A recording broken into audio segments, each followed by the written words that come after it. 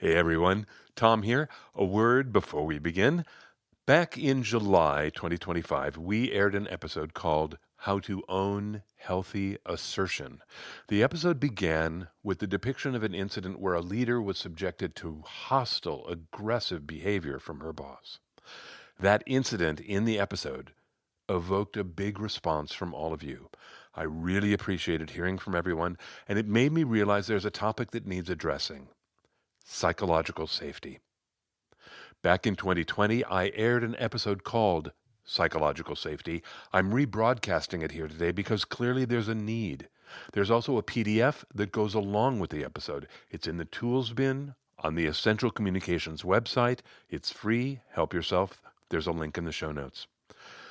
I'm going to drop back in to update this month's gratitude, but meanwhile, here's the show. I hope it's helpful. Welcome back to The Look and Sound of Leadership, an ongoing series of executive coaching tips designed to help you be perceived in the workplace the way you want to be perceived. I'm Tom Henschel, your executive coach, and today we're talking about how to guarantee psychological safety. Amit was telling me about an upcoming presentation. His boss, Regina, a member of the senior leadership team, had asked Amit to present the results of an initiative his team had been working on. Amit was preparing to do battle. He said, "It's bad enough how Regina treats us during our own staff meetings. If she does something like that to me in front of the leadership team, it is going to be the last straw." "What is it she does exactly?" I asked. "She makes you feel stupid. If you ask questions, she'll say the question's stupid. If you make a suggestion, she'll tell you it's stupid. It's like being back in school and having the teacher shame you in front of the whole class." I asked, "Do people even participate? I would think they'd be cowering." "They are. We are. But I can't cower when I'm the presenter, and I've got this bad feeling that she's going to try and make herself look big in front of her peers by using me for target practice." "Oh, Amit," I said, "how can I help?" "I don't know. You have any tricks so I don't lose it if she does a number on me?" After a quick flip through my mental files, I asked, "Do you know the phrase psychological safety?" "No," he said, "but I love it. I've been trying to explain how I feel to my wife. She says it's just nerves, but it's not. I didn't know it until you said it, but the right word is safety. Working with Regina doesn't feel safe. That's it exactly." I said, "Amit, Regina's been your boss a while already, hasn't she?" 2 years, he groaned. "So tell me, how have you been keeping yourself safe so far?" "How do you mean?" he asked. I said, "Imagine yourself at one of her staff meetings where she's calling everybody stupid. What do when it's your turn in the barrel?" "Oh, it's tough," he said. "I keep telling myself 2 things all the time. 1, we are all in this together. I am not alone in that room." I said, "So Regina isn't doing this just to you?" "Oh, no. She does not discriminate. We are all targets." Remembering that helps me not take it personally. Look, when it's my turn for a beating, it feels awful, but I know it's not about me. I try not to take any of her behavior personally, as hard as that is. Well, that's terrific, Amit. The other thing I tell myself, I say this at night. Sometimes a particular exchange will play over and over in my head, and I remind myself, I am not a victim here. I have a lot of choice, including the choice to not even be in the room, right? I could quit. I could do a lot of things. Remembering that I have choice calms me down. I said, "Those are 2 great self-talk messages, Amit. You are not alone and you are not a victim. Wow, I couldn't have coached you any better than that." "You know what's empowering?" he asked. "I'm documenting everything. I am not going to be surprised the day her behavior turns into an investigation, and I will have it all in writing. Making that choice helps me too." "I bet it does," I said. He asked, "Is that psychological safety phrase something I should be thinking about with my own team? I'd hate to treat them the way Regina treats us." I said, I doubt you're in danger of that, Amit. But sure, yes, actively trying to create an environment that is psychologically safe, yeah, that's a great way to lead. So what should I know? He asked. I thought for a second and then said, the person who coined the term psychological safety is Amy Edmondson. She is at Harvard Business School now. When she was a young researcher, she was interested in what made some teams high performing. She started observing teams in hospitals because it is really easy to find the high performing teams in hospitals, right? She chose to measure the number of human errors a team makes in patient medication. And what she found was that the teams who were highest in psychological safety also made the most errors. What? He said. That's not where I thought that was going. Neither did she, I said. So she kept up her research, and what she found was that the teams with the highest psychological safety weren't necessarily making more mistakes than the other teams. They were just talking about their mistakes more often than the other teams. Openly admitting mistakes and searching for better results were a core part of what those teams were doing every day, and they did it without blame. Openness was rewarded. Everyone had a voice, so the errors were front and center. That sounds like a book some surgeon wrote about how everyone in the operating room has to speak up, even the first-year resident. Oh, I said, The Checklist Manifesto. That's a great book, isn't it? Atul Gawande wrote that. I love him. Yes, that is a perfect example, Amit, of how Edmondson's psychological safety creates high performance. So what should I be doing with my team? Well, Edmondson had a really simple model. It's a helpful way to think about all this. There's an x-axis and a y-axis. Along the bottom, accountability. And up the side, psychological safety. And both of them can be ranked high or low, so there are 4 quadrants. Both the X and Y are high or low or mixed, whatever. Edmondson observed that some teams were low in accountability and also low in psychological safety. She called that the apathy zone. People are checked out. She saw other teams who were still low in accountability but high in psychological safety. And she called that the comfort zone. Everything feels pretty good up in the comfort zone. There might not be a lot getting done, but it feels good. And then there are teams that are high in accountability but low in psychological safety. And she called that the anxiety zone. Amit said, well, that's us with Regina, for sure. We get the work done, but it's like dancing in a minefield. I said, yes. This quadrant, the anxiety zone, this is where workplace trauma happens, Amit. This can be really toxic. He was silent for a moment, reflecting. And then he said, what's the 4th box, where both factors are high? I said, she called that the learning zone. Teams in the learning zone strive to get better, to not assign blame. He said, I've always been stronger on the psychological safety side than the accountability side. I thought that if my team feels safe enough to tell me they've screwed up, then holding them accountable is a little like hitting them when they're down. I said, so accountability would end safety? Yeah, because a lot of the time, when you tell someone they're not hitting the mark, they get pissed off or their feelings get hurt. That doesn't sound like safety, does it? That sounds like Regina.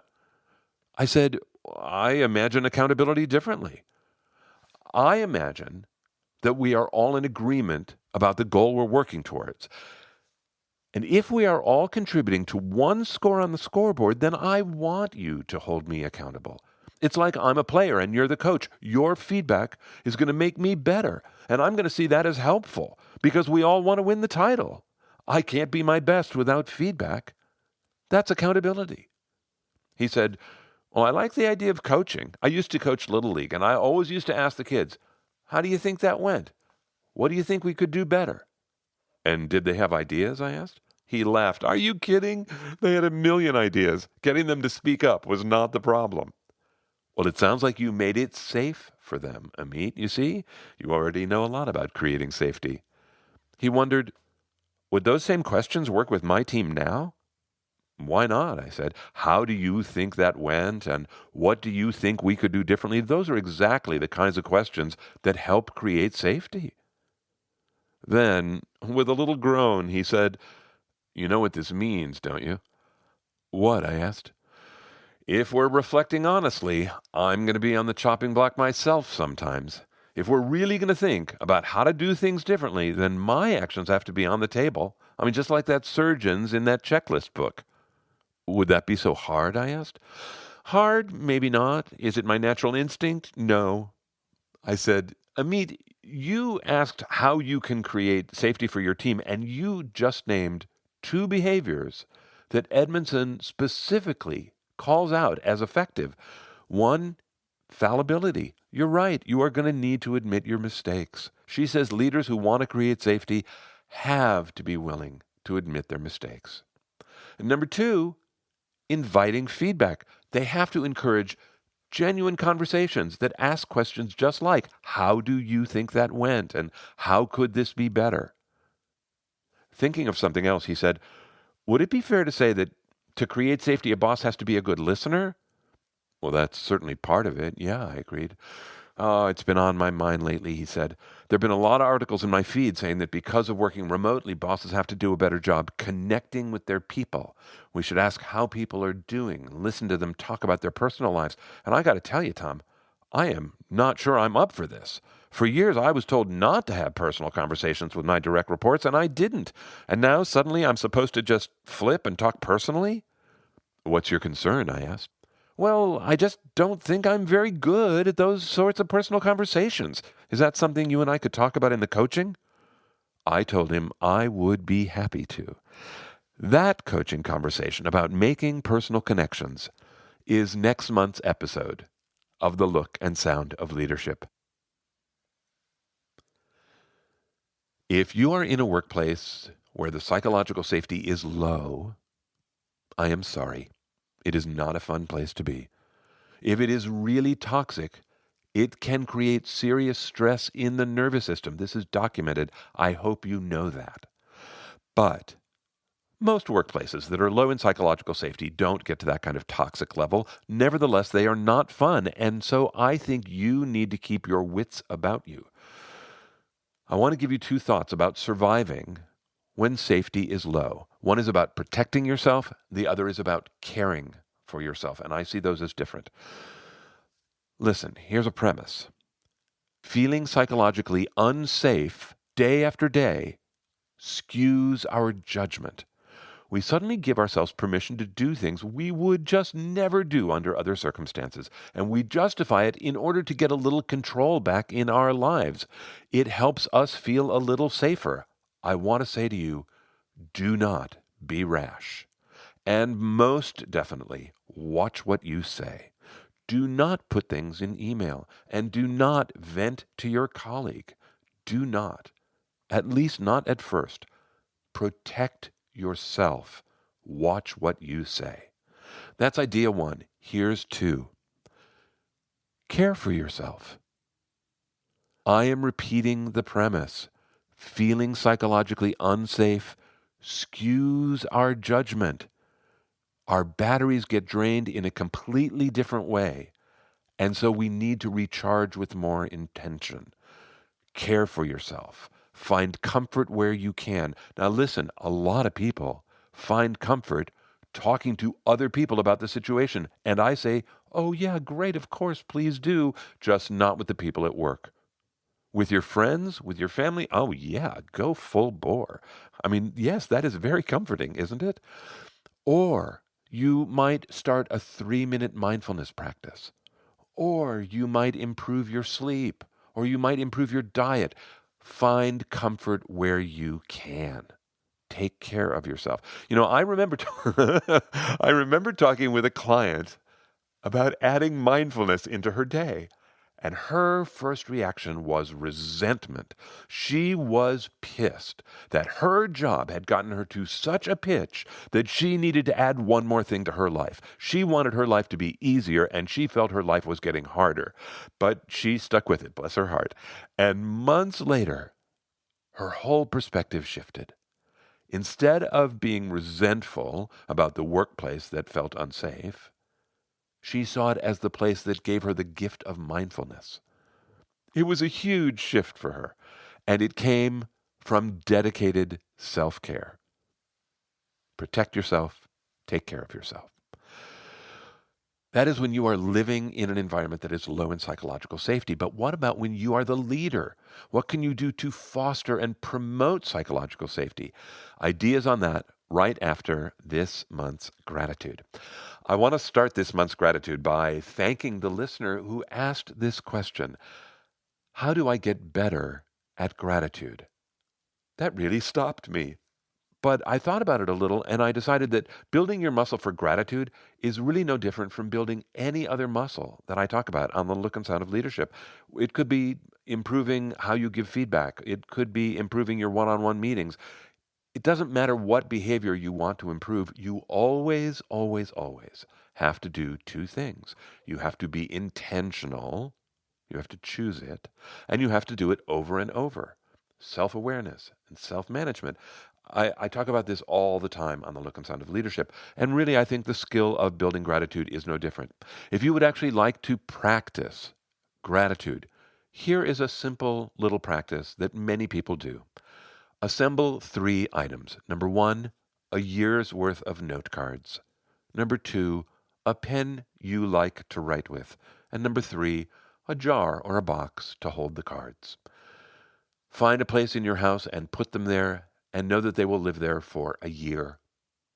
Every night before you go to bed, go to the place, write a card with one thing on it that you are grateful for that day. Put the card in the jar or the box, and go to bed. It takes maybe 60 seconds. What's really interesting about this practice is 2 things happen at the same time. One is, because you know you're going to get to dump out all the cards in a year, it keeps you coming back day after day. It's a little bit of catnip for the brain. But the other thing is, you teach your brain to look for gratitude. You teach your brain, hey, at the end of the day, you have to serve me up one incident from the day about gratitude. And so the brain makes it easy for itself by finding it all day long. It's a great exercise. Gratitude to the coaches who responded to our 3rd annual pricing survey. This survey is sponsored by the Executive Coaching Special Interest Group that is part of ICF Los Angeles. The survey results are in, the report's available. If you'd like a copy, drop me an email. I'll send it to you. There's a link in the show notes. And please join us at the Special Interest Group. We meet 6 times a year. It's a wonderful community. The link is in the show notes. Gratitude to everyone who's visiting the website and downloading the tools from the tools bin. I am so glad they're helpful. This month, there's an infographic that goes along with this episode. Please help yourself. The link is in the show notes. And, as always, my deepest gratitude to the listeners who take a minute to post reviews online. Your reviews help new listeners find us, and that helps keep the show ad-free. So thank you this month here in the United States. Uncle Jimmy and East End PGH Petite Girl, thank you. Okay, last thought about psychological safety. If you are leading a team, what would you be thinking about? 2 pieces of behavior. I think they are both learnable, but I do not think they are both necessarily natural to most people. You need to choose them over and over until they become habit. The first is admitting mistakes. I think, especially when we are the boss, we get wired to think that mistakes are weakness. Mistakes make us vulnerable. We think we're getting paid to be excellent. I want to urge you to change your thinking about this. Admitting mistakes regularly as part of your natural conversation models the behavior you want. It displays awareness. It displays continuous improvement. It displays acceptance. You do not need to say the words, "I'm sorry." This is not necessarily an apology. What you are doing is you are naming something that you did and simply saying, "It was less than excellent." That's the behavior. Naming something that you say was less than excellent. I challenge you, really seriously, think of the last time you did it. When did you do it? At work?